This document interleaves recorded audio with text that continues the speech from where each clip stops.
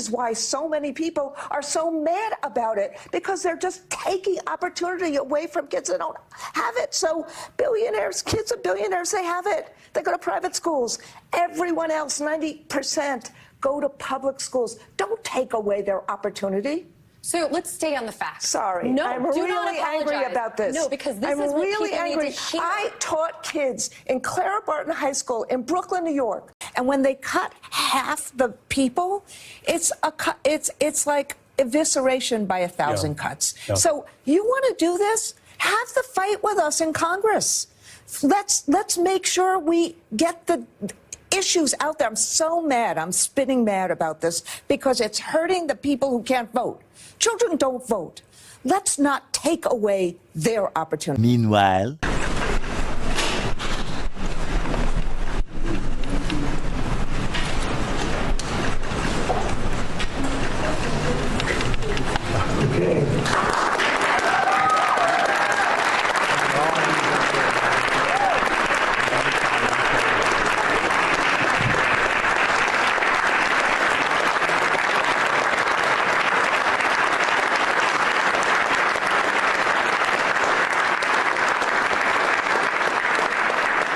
Caroline, what do you say to critics of the president's education plan? Where was their criticism of our nation's failing test scores for the last several decades? The Department of Education was founded in the 1970s, and since then we have spent more than $3 trillion at this federal bureaucracy. What has been the return on that investment for the American taxpayer? Levels that are less than ideal, less than proficient. Our children's test scores are incredibly concerning when it comes to reading rates, literacy rates, math, and science test scores. The numbers prove that, and the president is finally, this president is finally taking much needed action to return education to where it belongs, and that's to educators closest to students in their classrooms in their respective states.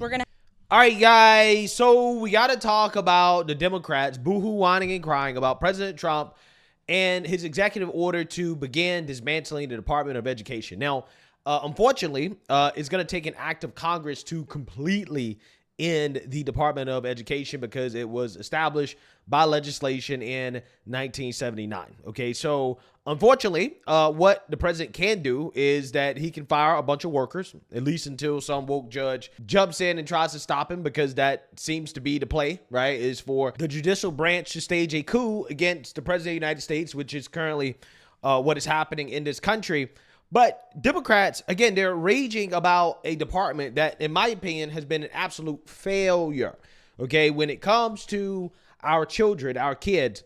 We're at the lowest point that I think we've ever been in this country when it comes to education, okay? And the Department of Education has not helped, okay? We've been over so many stories about the terrible literacy rates, the terrible math scores, the terrible reading scores of our students in this country, but yet Democrats want to defend failing institutions because the institution is designed to get the teachers paid, right? The teachers get paid and they benefit even though they're not producing the best students. And this is why we have to get rid of the Department of Education and return education back to the states, okay? Get the money back to the states and let the states compete amongst themselves for educating our children, okay? Competition is good, but Democrats don't like competition.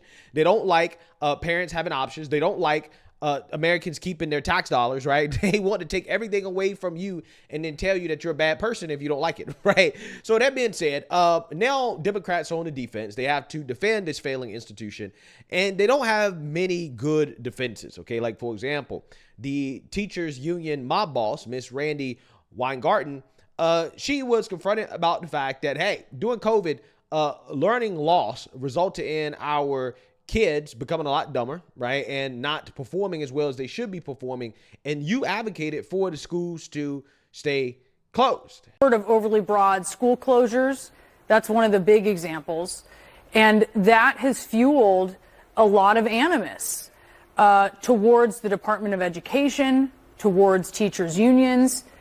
Do you reflect on that? I mean, what are you taking away from that in the position that that may have fueled sort of the support that allows President Trump to be in a position to do something that you find so problematic, like eliminating the Department of Education in all intents and purposes? So, Brianna, COVID was a terrible time for us. And as you know, because I was on your show a lot and other shows, I wanted schools to be reopened as early as April of 2020.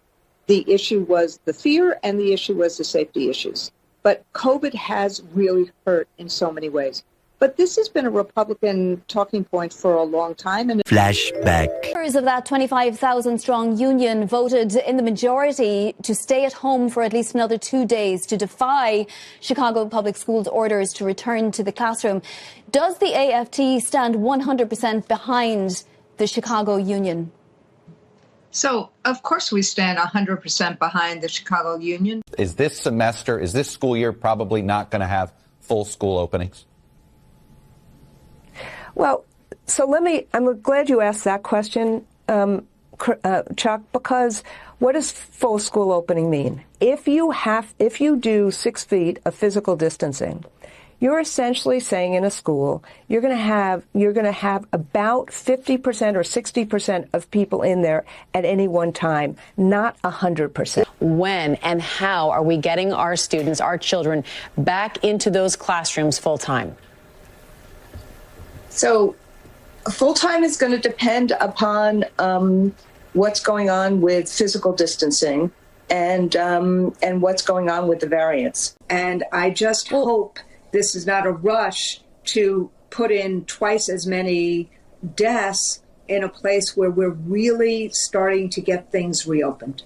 I'm surprised to hear you think that this is a rush. The American Federation of Teachers president, Randy Weingarten, says the union is reserving judgment for now. Why not trust the CDC's guidance? We have to figure out in all these schools right now, which have been set up for 6 feet physical distancing, how this is going to work. You recently pushed back on the CDC's new social distancing guidelines for schools from 6 feet to 3.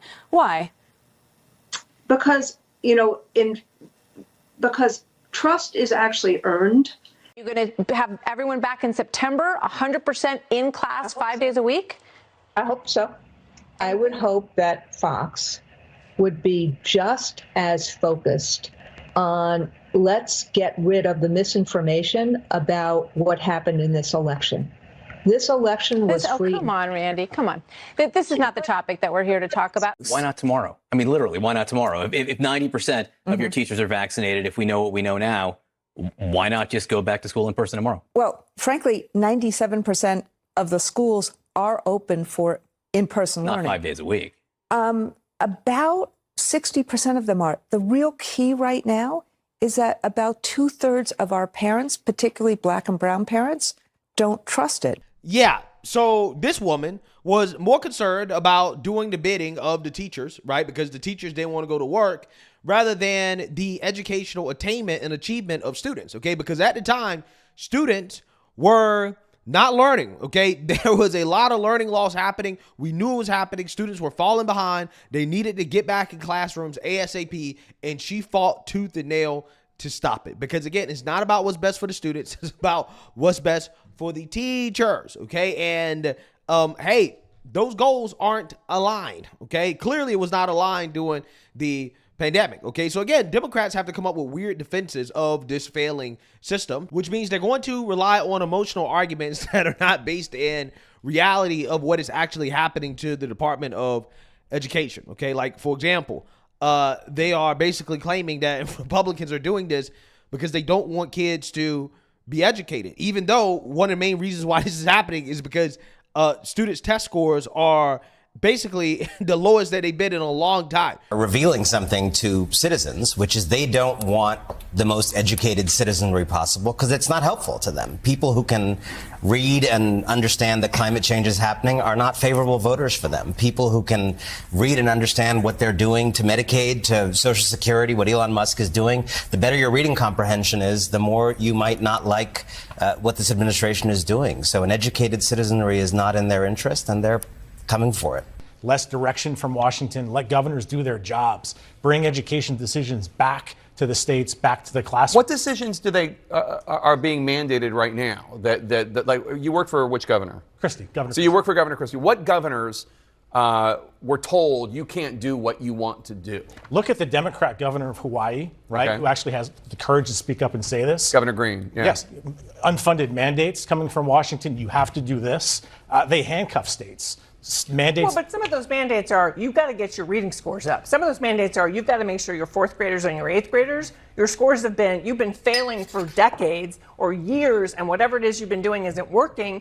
For the Title I money we're going to give you, you've got to make sure that your poor kids, that you're spending the resources adequately to make sure your poor children are reading on grade level. So it's not, when you talk about these mandates, I think, conservatives have reduced this to bathrooms. Who gets to go to what bathroom and who gets to play what sports? When, again, we are in a national crisis. Our children cannot read. They are behind in math.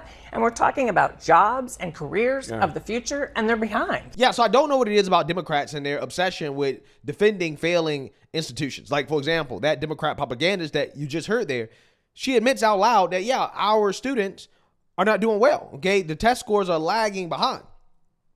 But yet, for whatever reason, she's defending the Department of Education that has presided over our students falling behind, right? The lagging test scores. The fact that our kids can't read, write, can't do math. Again, why are you defending an institution that has presided over this? Again, I don't understand. I don't get it. If the Department of Education was so great, then those problems wouldn't be problems. But they are problems because the Department of Education has failed, okay? And liberals can't defend it. They cannot defend this institution continuing to get billions and billions and billions of dollars when the results are just not what they should be, right? Our kids are falling behind when it comes to the rest of the world. And there are some people who understand this and some people who don't, okay? And that leads me to this clip right here from The Five. I don't react to The Five too much, but this is actually a very good clip here featuring Janine Pirro, who's going to shut down Jessica Tarlov, who's, again, trying to defend the Department of Education. And when I hear Republicans out there talking about their plan for education in America, I don't hear them talking about making sure disabled kids have access to a public education. I don't hear them talking about impoverished we're against kids. it. I know you are. Thank you for admitting it on such a public forum. They want to end up privatizing it. They want a voucher system, which means that kids who can't get to those schools, don't have enough money to, or frankly want to go to public schools, won't have access. And they also have all of these religious kooks, like the superintendent of Oklahoma who wants to spend millions of dollars on Bibles for the schools, Trump Bibles, because it's all a grift. They want to make it private. They want to make them religious institutions. And that goes against what you're supposed to do in America. So does it need reform? Does it need to be made better? 100%. But come on. Democrat politicians, Let me tell you send something. their You tell kids me. to private I am schools. going to tell you. All right, Number one, I'm ready. Number one, we are one nation under God, and don't make a joke about that. Do you think there should be Trump Bibles in public schools? Number two is the issue that the Department of Education has wasted $100 billion a year. So cut the crap. You yourself admit they don't do any education. Now, you say that Trump is not dismantling. He's already dismantled with Doge. And let me make one thing also clear. Department of Education was created by an executive order by Jimmy Carter as a payback to the unions. Subsequently, Congress came in and created it, and we're going to end it the same way with an executive order dismantling it, subsequently finished by a decision by Congress.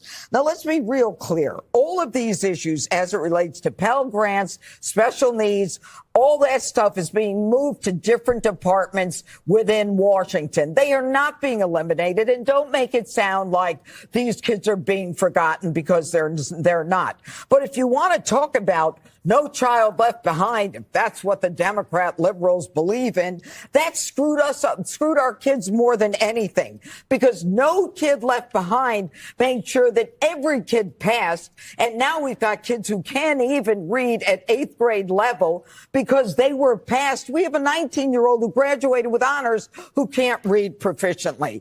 All of this Democrat nonsense labelism is for the birds. And let me tell you one more thing.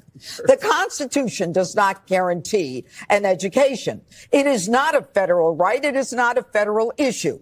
It is something that, under the 10th Amendment to the Constitution, is left to the states. The state constitutions have provisions where you have a right to education. But this is something that is for parents and for educators, for teachers that we do love.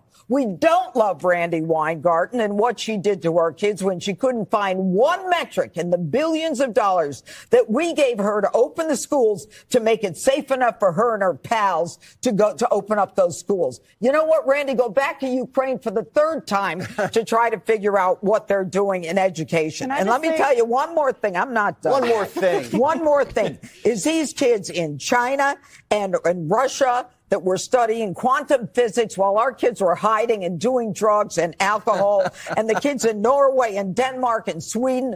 We spend more money per kid than any country in the world, and we're losing because of the Democrats. And that's the end of that. Facts. 100% facts. 100% facts. 100% undisputable, right? Undisputable. We are losing because of Democrats, okay? Democrats are the party that wants to keep kids dumb, right? Because dumb kids are dependent kids, okay? Dumb kids are Democrat Party voters. That's the honest to God truth. So, you know, I mean, in situations like this is an emergency, man, right? And, you know, emergency situations require emergency procedures, right? Emergency actions and dismantling the Department of Education, giving that money back to the states.